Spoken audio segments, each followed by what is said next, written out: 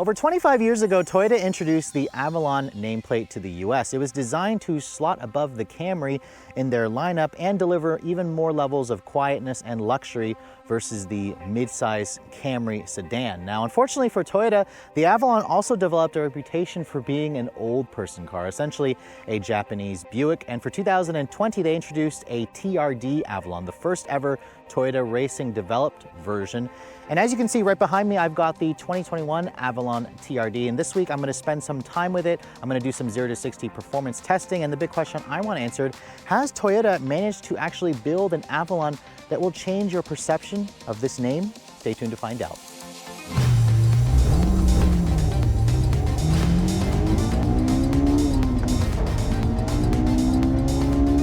So with a TRD version of the Avalon, I first wanted to actually start out with what's going on underneath the hood. Now, unfortunately, Toyota didn't make any changes to the powertrain. This is still the standard 3.5 liter V6 that Toyota has introduced on the Avalon a long time ago. It still makes the same power. However, it does have a nice sport-tuned catback exhaust to give you a slightly meaner sound versus the standard version.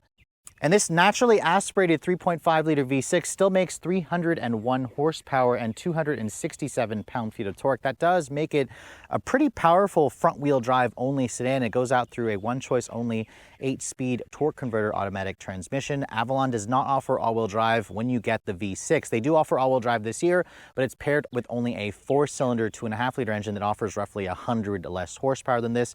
You can also take your pick between an Avalon hybrid, which will get up to 43 mpg, that kind of slots between the gas V6 and the gas-only 4-cylinder. Now, the TRD model has relatively good performance. You should expect 0 to 60 in around the 6-second range, and fuel economy is slightly lower versus the other Avalon V6 models at 22 in the city, 30 on the highway. As this one sits, it weighs in at around 3,655 pounds. But once you shut the hood and look at the rest of the styling of the Avalon TRD, I have to say this vehicle caused quite a controversy when Toyota first unveiled this 5th generation back in 2019. I mean, how could you not notice this massive grille? This grille definitely is still very polarizing. I actually still hate it. I do not like the way this grille looks at all, especially when you have it in this light color with all of the black. It's just like a sea of black. It's almost like the front end is missing several pieces of it because you got into an accident. The TRD version does not give you the full projector beam style LEDs with the dynamic turn signals. These are full LED low and high beam LED turn signals, but I kind of wish they gave it the limited and the XL and the touring grades dynamic sequential turn signals. Some of the openings here you can see are functional. That creates an air curtain over the wheels, but these right here are definitely not functional, although this one here, of course, is. You can feel some heat coming from the engine. And the TRD also gives you a lower front splitter that's painted black. It certainly looks very aggressive, but this is probably my least favorite angle of the new Avalon. Now, looking at the rest of the profile, you can see the TRDs give you these lightweight 18-inch or 19-inch wheels. They are a half-inch larger or wider than the standard XSE wheels and the touring wheels. They're wrapped in 235 40 series tires. You can get summer tires now available for 2021, and Toyota also upgraded the brakes. They are 12.9-inch rotors with twin piston front calipers, so they're 1.5 inches larger versus the standard Avalon. And you can see the TRD includes things like black painted mirrors, a black painted roof, a standard sunroof. That's something you don't get the sunroof on the Camry TRD, which is a lot less expensive. It has relatively similar performance. Now, looking at the rest of this profile here from this angle, this is probably my favorite angle of the new Avalon. It definitely looks very, very aggressive and sporty here, very Lexus-like. I especially love the Avalon's taillights. They're full LED in design. You can see there's a massive red TRD badge over here. There's a nice tasteful spoiler. I like the black lettering and the black emblem package that you get with the TRD. And you can see the taillights. These are not the sequential LEDs, but they do look pretty good, and I kind of wish Toyota gave us those sequential LEDs from the higher trim. You can see the TRD also includes this catback sport-tuned exhaust. I'll fire it up so you guys can hear what the engine sounds like real quick.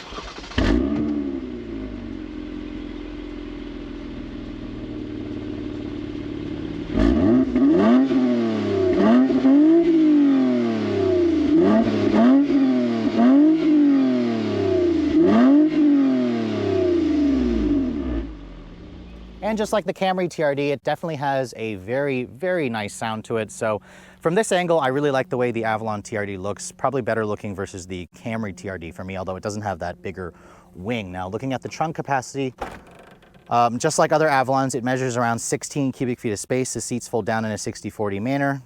And you can see it's got hinges that do crush your cargo, but it's a relatively practical trunk, at least by sedan measurements. So if you're looking for further proof that the sedan segment has completely changed, well, look no further than the Toyota Avalon. When this 5th generation came out 2 years ago, Toyota really put the in styling with this grille. I still haven't gotten used to the grille of this vehicle, and the TRD model basically takes the XSE and touring grade and makes it even more obnoxious with all of the body kits. The 19-inch wheels, though, however, are lightweight. They look good.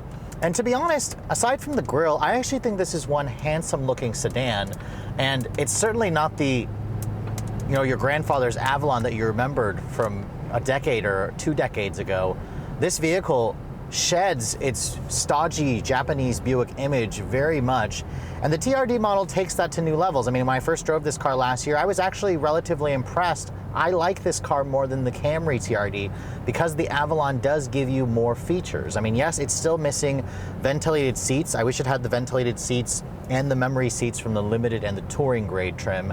I also wish it had the dynamic turn signals that you get with the projector style LEDs in those higher trims, but you can't really have it all.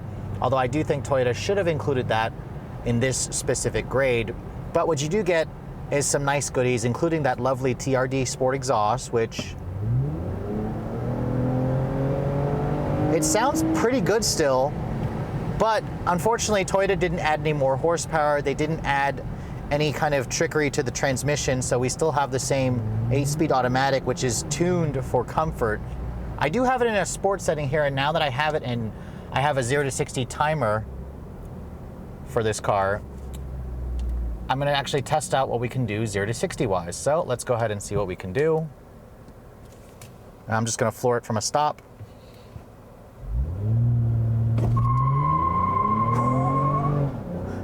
So much wheel spin. Holy crap, wheel spin.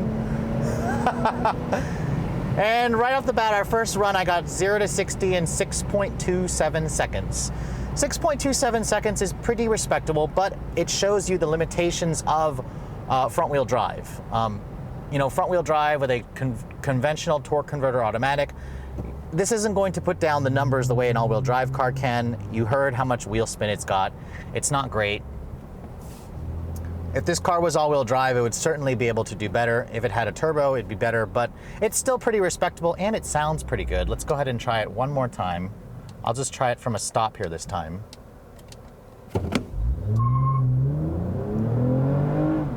Traction control was on this time. And actually, I got 5.98 seconds there, so that's not bad. When I left the traction control on and it wasn't spinning the tires, I got a better 0 to 60 run, so I'll take it. 0 to 60 in 5.98 seconds is pretty darn respectable for a vehicle that weighs 3,700 pounds. It's got a 301 horsepower naturally aspirated V6 and a conventional 8-speed torque converter automatic.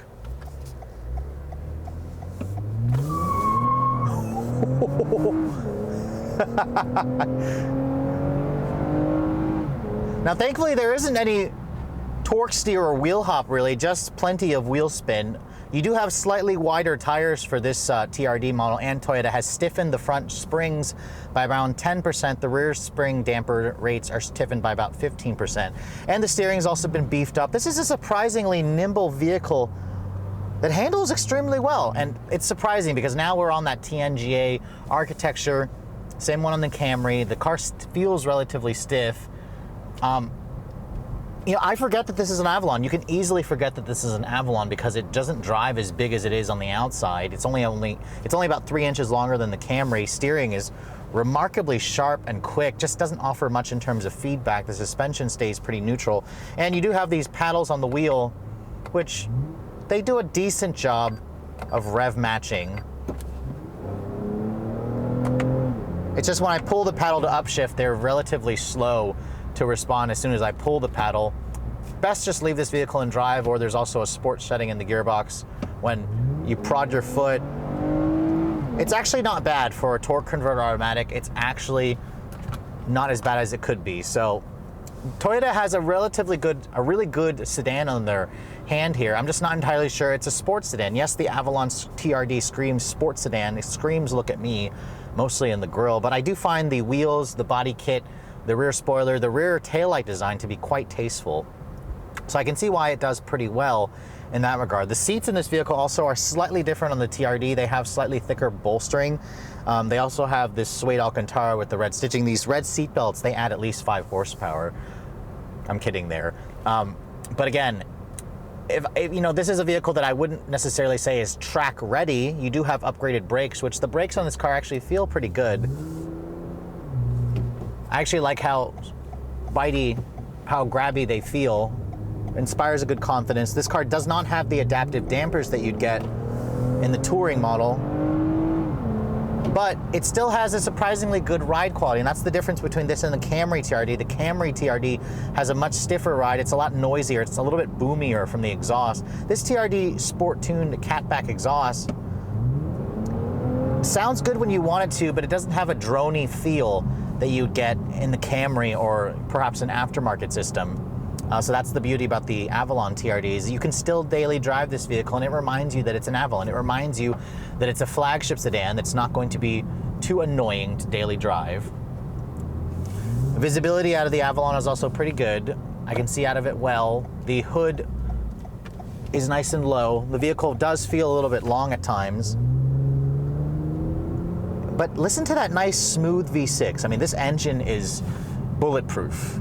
Plenty of a horsepower. Torque is a little bit light. You have to rev the engine a little bit to get the most power to where it actually feels quick. And in terms of fuel economy, I've been averaging around 18 miles to the gallon in mostly city driving where I'm driving enthusiastically. On the highway, it did get around 29 mpg, so not bad. Remember, 2230 is your mpg mark here. The driver assistance features in this car are also average at best. My tester is missing the JBL sound system, so the standard stereo in here doesn't sound great. The 9-inch touchscreen also looks decent, though. I do like the way this looks. It's got Android Auto this year, which is new. Apple CarPlay, of course, is hooked up. It's not wireless, it's just the wired variety. And the cabin feels relatively roomy. This does feel slightly more spacious than the Camry. I mean, Toyota didn't really need to make any changes, too many changes with the Avalon. It's still a really good sedan. It shares a lot with the Lexus ES now. They're essentially the same size vehicle. The problem is why doesn't Toyota offer all-wheel drive on the TRD with the V6? I mean, you can get all-wheel drive on the Avalon this year, but it only comes with a 4-cylinder, which I drove that powertrain combination in the Camry and in the Lexus ES250, and disappointed with both of those vehicles. The V6 is the way to go, but you have to give up all-wheel drive, which it surprisingly puts the power down well. But if you guys live in those, snowbelt states, that could be a deal breaker for you. It's really limiting Toyota. It's hurting their sales, I believe. Although last year they only did around 18,000 Avalons, sales have been dropping. It just shows you that everybody again keeps buying crossovers. But hey, what this car does offer is a reminder that sedans can be cool still. They can be fun, and they can also look good. And I also like how you sit lower. Like, everybody's all about sitting up higher nowadays, but I really do appreciate a sedan when it sits nice and low, when I can see out of it pretty well. It's got a decently good sounding exhaust. It has a decent amount of room. The back seat in this car offers 40 inches of legroom. That's around 3 more inches than the Camry. So yes, is this car more expensive than the Camry TRD? It is by around $10,000. Is it worth that amount of money? That really depends. The Camry TRD is one of the best bargains you can get with the V6, but it is lacking in terms of features and tech because of that price point. Whereas the Avalon gives that to you, at least most of it to you. And if you can get past the Avalon name, which definitely is still synonymous with old people, yet until you start screeching the tires, this thing definitely doesn't feel like an old person car. It doesn't handle like an old person car. And you know what? It's very much worth a look if you guys want something that's different.